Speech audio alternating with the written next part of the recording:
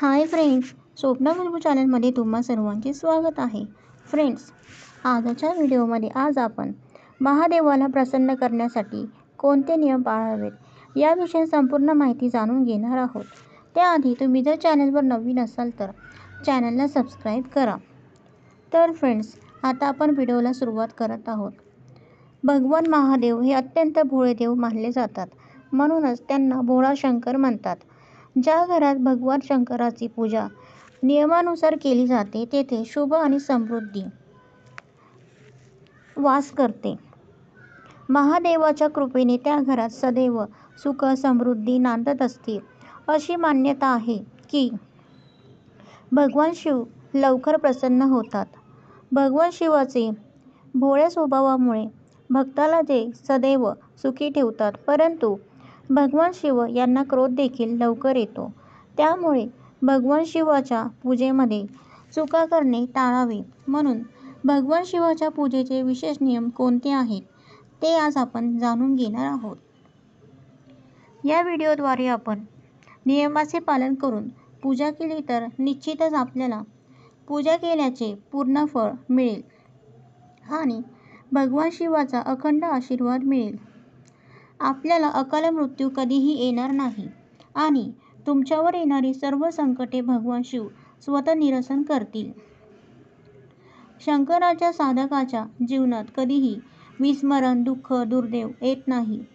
आपल्या आयुष्यात जर आपण एखाद्या समस्येला तोंड देत असू तर भगवान शंकरा सारखा दुसरा पर्याय असू शकत नाही.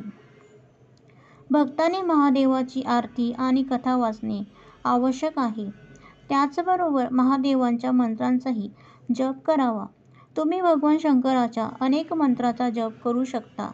शंकराचा पंचाक्षर मंत्र ओम नमः शिवाय मंत्राचा जप केल्याने तुम्हाला केवळ तुमच्या आतच नाही तर तुमच्या सभोवतालीही आनंद वाटतो. सनातन परंपरेत जरी शंकराची उपासना अगदी सोपी मानली गेली आहे, कारण भगवान शंकर आपल्या भक्तांच्या सर्व इच्छा फक्त पाणी आणि काही पाणी अर्पण करून पूर्ण करू शकता. परंतु त्यांच्या पूजेशी संबंधित काही विशेष नियम आहेत. प्रत्येक शिवभक्ताने नेहमी पाळावे. सोमवारी अशी पूजा करा. सोमवार भगवान शंकराला समर्पित आहे. या दिवशी लवकर उठून स्नान करा आणि शिव मंदिरात जा आणि भोलेनाथाला दूध पाण्याने अभिषेक करा. यानंतर देवी पार्वती आणि नंदीलाही गंगाजल आणि दूध अर्पण करा. भगवान शंकर यांना भाग, धोत्रा, बेलपत्र इत्यादी अर्पण करा. तूप आणि साखरेपासून बनवलेली एखादी वस्तू भगवान शंकराला प्रसाद म्हणून अर्पण करा. नंतर शिवचालीसा आणि आरती करा. असे म्हटले जाते की या दिवशी पती-पत्नीने एकत्र पूजा करावी. यामुळे वैवाहिक जीवन आनंदी राहते. तुम्ही भगवान शंकराचे भक्त असाल तर तुम्ही त्यांची पूजा करताना दिशेची विशेष काळजी घ्यावी. भगवान शंकराची मूर्ती किंवा चित्र कोणत्याही दिशेला लावू नका, तर घराच्या ईशान्य दिशेला आपले पूजेचे स्थान बनवा आणि पवित्रतेने ठेवा आणि दररोज त्यांची पूजा करा. नेहमी लक्षात ठेवा की शिवलिंग हे साधनेसाठी आहे, तुमच्या घराची शोभा वाढवण्यासाठी नाही. त्यामुळे शिवपिंडीचे निमुळते टोके उत्तरेकडेच असावे. शिवपूजामध्ये कधीही हळदी कुंकवाचा वापर करू नये. भगवान शिवाला भस्म आवडते, म्हणून भगवान शिवाच्या शिवपिंडीवर भस्म लावावे. जर तुम्ही या नियमाकडे दुर्लक्ष केले तर तुम्ही पुण्याऐवजी पापात सहभागी होऊ शकता. घराच्या अशा कोपऱ्यात शिवलिंग कधीही ठेवू नका जिथे पूजा आणि दर्शन क्वचितच शक्य असेल आणि त्याचप्रमाणे एकदा शिवलिंगाची पूजा जिथे स्थापित केली की पुन्हा त्याची जागा बदलण्याची चूक करू नका. महादेवाचा आशीर्वाद मिळवण्यासाठी नेहमी रुद्राक्षाच्या माळेने जप करा. असे मानले जाते की रुद्राक्षाची उत्पत्ती भगवान शंकराच्या अश्रूपासून झाली आहे. परंतु हे लक्षात ठेवा की तुम्ही ज्या माळाने भगवान शंकराचा महामंत्र जपत असता ती माळा कधीही गळ्यात घालू नका. जमिनीवर बसून महादेवाची साधना कधीही करू नये. त्यांच्या पूजात शुद्ध मुद्रा वापरावी. शक्य असल्यास त्याच आसनावर बसून शिवाची पूजा करावी. पूजेत नेहमी स्वतःची मुद्रा वापरावी. दुसऱ्याच्या आसनावर बसून पूजा करू नये किंवा दुसऱ्याच्या आहाराने शिवमंत्राचा जप करू नये. तुम्ही संपूर्ण महिना भक्तिभावाने घालवू शकत नसला तरी केवळ श्रावण सोमवारी भगवान शिवाची पूजा केल्याने त्यांना आनंद होतो असे म्हटले जाते. बरेच म्हणून आपण या दिवशी उपवास करावा आणि शिवपूजेत मग्न व्हावे. भगवान शिवाला अतिशय प्रिय असलेले बेलपत्र आणि शमीपत्र अर्पण करण्याचाही नियम आहे. बेलपत्र हे नेहमी स्वच्छ असावे. त्याला कुठेही छिद्र नसावे. छिद्र असलेले बेलपत्र किंवा शिवपिंडीवर अर्पण करू नये. जर तुमच्याकडे कमी बेलपत्र असतील तर तुम्ही तेवढे आहेत तेवढेच अर्पण करावे. मात्र छिद्र असलेले बेलपत्र कधीही अर्पण करू नये. स्वच्छ आणि सुंदर असलेली बेलपत्र शिवपिंडीवर अर्पण करावी. जेव्हा तुम्ही भगवान शिवाची पूजा कराल तेव्हा बेलपत्र आणि शमीपत्र शुद्ध पाण्याने धुवून देठाचा जाड भाग ज्याला वज्र म्हणतात तो तोडून शिवलिंगावर पान उलटे अर्पण करा. शिवाच्या पूजेत कधीही मावळलेली फुले अर्पण करू नका. शिवाच्या पूजेमध्ये नेहमी ताजी फुले अर्पण करा आणि दुसऱ्या दिवशी गंगेच्या शुद्ध पाण्याने आंघोळ करून शिळी फुले काढून टाकावीत.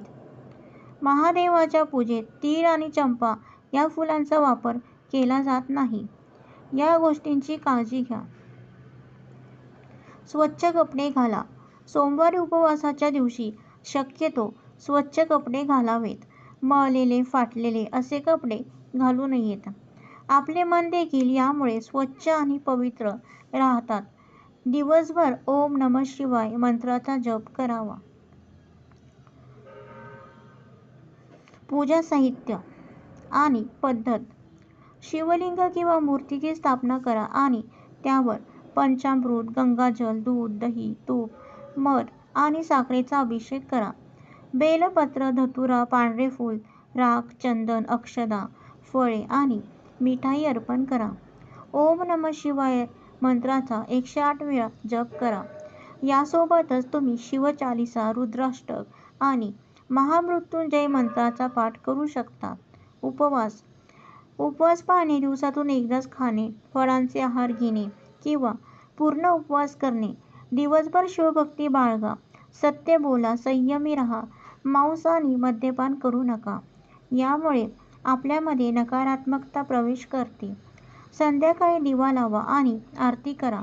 श्रावण सोमवारची कथा ऐका किंवा वाचा. शक्यतो पांढरे कपडे घाला आणि मनापासून पूजा करा. पूजास्थळावर, शिवलिंगावर किंवा मूर्तीवर पंचामृत आणि अभिषेक करताना या गोष्टी अर्पण करा. बेलपत्र, धतुरा, पांढरी फुले, अक्षता, पंचामृत, फळे, मिठाई इत्यादी अर्पण करताना ओम नमः शिवाय मंत्राचा 108 वेळा जप करा. उपवास सोडणे. संध्याकाळी पूजा आणि आरतीनंतरच उपवास सोडा. हलका आहार घ्या. खिचडी, उपमा घेतात. बरेच भक्त उपवास सोडताना न बोलण्याचा देखील संकल्प करतात. शिवलीला अमृत ग्रंथातील 11वा अध्याय संध्याकाळी वाचा. यामुळे संपूर्ण शिवलीलामृत वाचल्याचे फळ मिळते. नंतर भगवान शिवाची आरती करा. कथा श्रवण, पारायण. संध्याकाळच्या पूजेनंतरच जेवण करा आणि सनातन मान्यतेनुसार श्रावण सोमवार व्रत केल्याने व्यक्तींच्या इच्छा पूर्ण होतात. सुख, समृद्धी, संपत्ती आणि वैवाहिक मूल्य वाढतात. पुराणानुसार अविवाहित मुली आणि विवाहित महिला विवाह, स्नेह संबंध आणि कुटुंब कल्याणासाठी हे व्रत पाळतात. सर्वत्र महिना मध्ये कुटुंब कल्याणासाठी हे व्रत पाळतात. 12 महिन्यांपैकी सर्वात पवित्र महिना मानला जातो कारण या दिवशी भगवान भोलेनाथ आणि माता पार्वतीची पूजा केल्याने व्यक्तीला सर्व भौतिक सुख मिळतात आणि सर्व प्रकारच्या रोगांपासून, दुःखापासून आणि दारिद्र्यापासून कायमची मुक्ती मिळते. तसेच भक्तांनो, या पवित्र श्रावण महिन्यात काही विशेष उपाय करून व्यक्ती आपल्या जन्मात केलेल्या सर्व पापांपासून मुक्त होऊ शकतो. श्रावण महिन्यात लसूण आणि कांदा न वापरल्यास बरे होईल, कारण लसूण आणि कांदा तांत्रिक अन्नाचे कारक आहेत. भगवान भोलेनाथांना साखरेचा गोड पदार्थ किंवा मनुका अर्पण करू शकता. शिवपुराणानुसार गव्हापासून बनवलेले पदार्थ भगवान शंकराला अर्पण करावेत. असे केल्याने भगवान शिव खूप प्रसन्न होतात. तुमच्या जीवनात सुख समृद्धी येते. सोमवारी प्रदोष काळात म्हणजे संध्याकाळी सोमवारी तांदूळ, दूध आणि चांदीचे दान करा. असे केल्याने तुमच्या जीवनात सुख शांती येईल आणि आर्थिक समस्याही दूर होतील. कर्जापासून मुक्ती मिळवायची असेल तर सोमवारी शिवलिंगावर पाण्यात तांदूळ मिसळून अर्पण करा. असे केल्याने कर्जाच्या समस्येपासून मुक्ती मिळते. सोमवारी दान करणे शुभ असते. पांढरे कपडे, फुले, धान्य, मिठाई, दूध, दही, साखर, मिठाई यासारख्या पांढऱ्या रंगाच्या वस्तूंचे सोमवारी दान करावे. यामुळे जीवनातील कष्ट दूर होतात. सुखी वैवाहिक जीवनासाठी सोमवारी शिवमंदिरात रुद्राक्ष दान करावे. हा उपाय केल्याने पती-पत्नीच्या नात्यात गोडवा येतो. सोमवारी शिवलिंगावर दुधात केशर मिसळून अर्पण करा आणि ओम नमः शिवाय मंत्राचा जप करा. हा उपाय केल्यास वैवाहिक जीवनातील अडथळे दूर होतात आणि सौभाग्य प्राप्त होते. भगवान शिवाच्या पूजेत या चुकामुळेच करू नये, अन्यथा पूजा केल्याचे फळ मिळत नाही. तुम्ही विशेषतः लक्षात ठेवावे की श्रावण महिन्यात भगवान भोलेनाथ आणि देवी पार्वती यांना कधीही नाशपती अर्पण करू नये.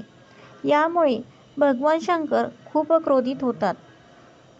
यामुळे संपत्तीचा नाश होतो, कारण या फळाचे नावच नाशपती आहे. कधीही काळे कपडे परिधान करून भगवान शिवाची पूजा करू नये. यामुळे भगवान शिव अत्यंत क्रोधित होतात आणि आपल्यालाही वाईट परिस्थितीचा सामना करावा लागतो. म्हणून काळा रंग वर्ज्य करावा. शंख आणि तुळशीशिवाय भगवान विष्णूची पूजा अपूर्ण मानली जाते. त्या पवित्र शंख आणि तुळशीचा उपयोग भगवान शिवाच्या पूजेमध्ये मात्र चुकून सुद्धा करू नका, कारण शिवपूजेमध्ये या दोन्ही गोष्टी निषिद्ध आहेत. भोलेनाथांना प्रसन्न करायचे असेल तर सोमवारी व्रत अवश्य ठेवा. सोमवारी व्रत केल्याने मनोकामना पूर्ण होतात आणि प्रलंबित कामे पूर्ण होतात. जर तुम्ही कडक उपवास ठेवू शकत नसाल तर तुम्ही दिवसातून एकदाच फळे खाऊ शकता किंवा मीठ नसलेले अन्न खाऊ शकता. तर फ्रेंड, अशा प्रकारे आपला व्हिडिओ समाप्त होत आहे. तुम्हाला जर माझा व्हिडिओ आवडला असेल तर लाईक करा, शेअर करा, सबस्क्राईब करा. पुन्हा भेटू एका नवीन व्हिडिओसह. तोपर्यंत बाय.